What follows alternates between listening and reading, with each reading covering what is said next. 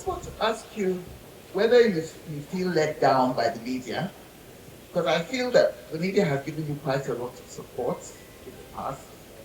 Do you feel that we're doing a fair, are we providing fair coverage now of both the government and the opposition? Because you seem to be hinting that we're not quite hitting the mark.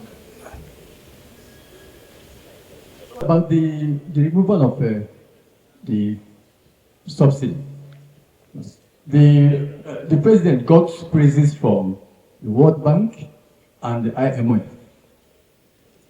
They see that as a very good economic decision. What is their take on that specifically, sir? No.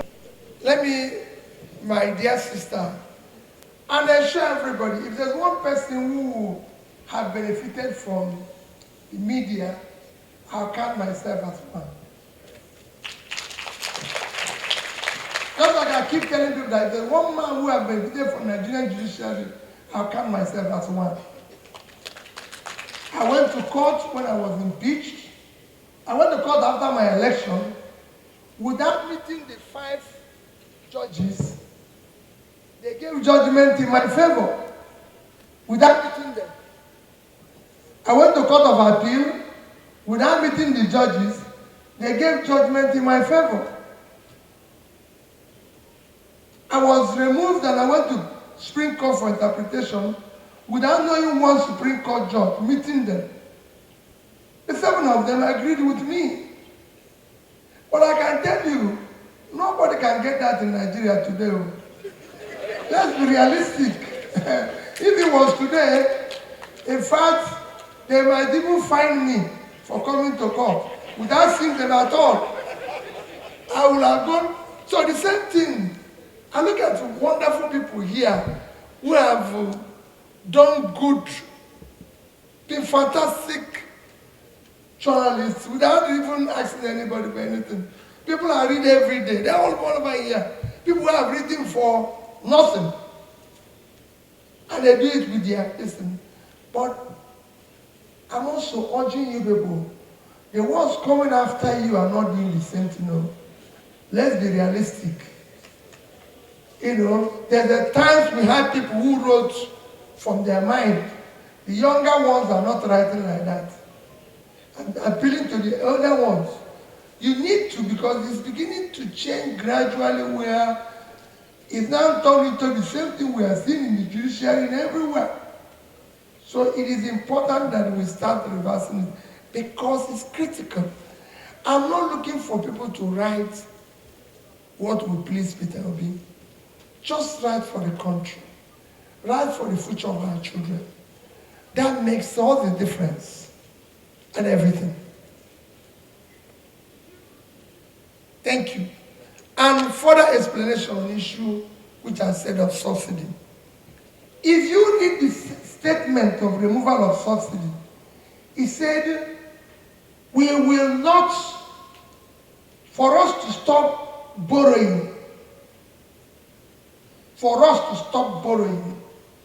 and the gains of the subsidy to be invested in turning around the economy. In fact, after for a few months, they were announcing the gains of the subsidy. Just the gains of unification. But I can tell you, even this year, we have overborrowed our target by almost 70% this year alone. Don't get me wrong, there's nothing wrong in borrowing. Any day I'm a businessman. There's nothing wrong in a national borrowing. Most of the countries we want to emulate are in debt. America is 124% of their GDP in debt. China is almost about 80% now. Any other country, Indonesia, everything has been. They've overborrowed. But where is the debt being utilized? Where is the investment? What is happening to it? That is the critical thing that we need to do. Why is those savings? Where is those savings? Why is it not impacting on our critical area of development, education, health, and pulling people out of poverty. Why is it not impact? Because those savings and those borrowing are mismanaged. If they are managed properly, you will see a difference. This is a country people used to come, medical tourism to Ibadan, to everywhere. Nobody comes there. I just gave you an example of a clinic, of a hospital that you can attend to here in Abuja. And I can go on and tell you other things that are not just working. So we have saved money, we've borrowed money. What are we doing? I go to schools, and every day, I was in school in Ibadan yesterday, and you see the same thing. I give you an example now. WAEC has just announced that you can now only do WAEC exam through using laptop. Hey, which secondary school have laptop here? Which secondary school? One is that the number of people in our secondary school is too low. For a country of over 230 million people, the number of people in our secondary school is supposed to be at least 30 million, but they're under 17 million. Yet, since they announced it, I took time. As at last week, I visited 18 schools. And what I do is that, where is the laptop for the WAEC? None. Where is the laptop for the WAEC? Assuming we decide to provide 15 million children laptop at cost of 100,000 naira each, it's 1.5 trillion. Are you saying this country cannot afford it? With all the waste we are throwing every year. That's what we're saying. So let us know that this money we took from here, this is where it is. That's the only that development is all about. It's all rocket science. I've traveled all over the world and I see where people are borrowing.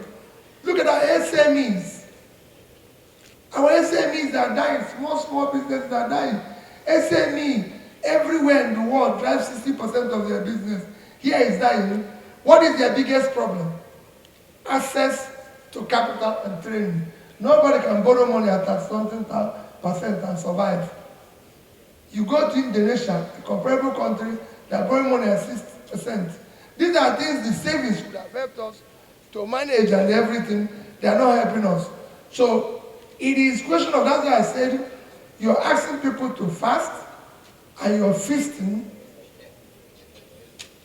It will not work. We need to cut down on the rascality, physical rascality we are going through.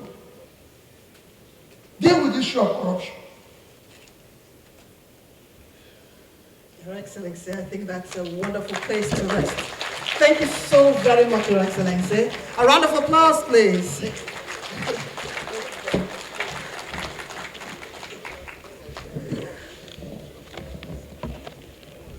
Yes, so. Distinguished editors, Mr. Peter Gregory Obi.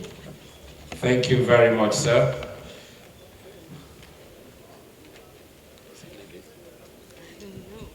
Is it?